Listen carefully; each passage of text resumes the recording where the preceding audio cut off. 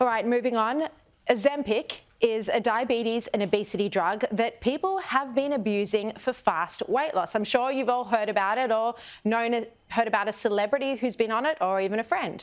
The misuse of this drug is causing a global shortage for those who need it for medical purposes. And the FDA in the United States is warning of side effects from people using similar drugs with the same active ingredients. Well, nutritionists say there are healthier and safer ways to lose weight rather than weekly injections that can also cause nausea and vomiting. And joining me now is nutritionist and researcher, Dr. Flavia Fayette-Moore.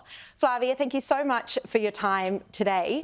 So how dangerous are drugs like Ozempic and others similar to it for people who don't need it for a medical reason like diabetes or serious obesity? So Sharri, any drug comes with side effects. So if you're taking it for diabetes or if you're taking it for weight loss, like you mentioned, any gut symptoms, constipation, vomiting, nausea are more common. But then there's the less common side effects that you can get, which include increased risk of thyroid cancer, inflammation of the pancreas, gallbladder, kidney problems. So it's important to remember that the drug is a band-aid to help you with something, so help you manage the diabetes or perhaps get you started on the weight loss journey. But it doesn't have positive effects like food does. So if you change your behavior and change your diet, within days or within hours, you get the mental health benefits, you sleep better, and you just feel better. And that will be a long-term effect that you don't have to then worry about all those negative side effects of taking a drug. It can help, of course, especially people that need it, but remembering that it's just a bandage. And as soon as you remove it, if you're not addressing the core issue, if it's just for weight loss, for example, then it means that you'll have to live with the consequence of then when you stop it, everything will come back to where you were before you put it on. Yeah. Is there concern that people are misusing this and so it's leading to this global shortage so that people who do need it for diabetes reasons actually can't get their hands on it? Well, I guess it's a conversation for the patients to have with the doctor and decide, what is the right drug for you? So it's really important to make a decision under medical supervision. It's not a decision to take lightly because there are quite negative side effects that can happen, although they're less common. Yeah.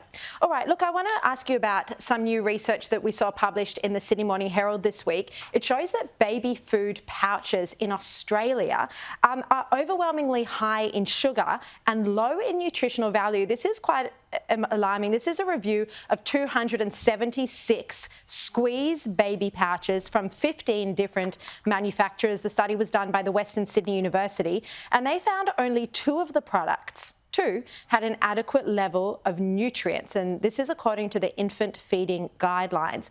Look, this is very worrying for parents, seeing as a lot of these products are marketed as organic and, you think they are healthy when you're feeding them to your baby or toddler.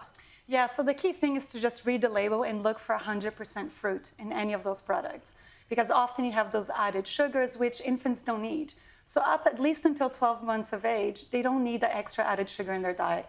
Infants already have a preference for sweet foods. So we've actually got to train them to like bitter tastes. So you actually want to give them a banana instead, give them a cooked carrot or maybe some broccoli to gnaw on.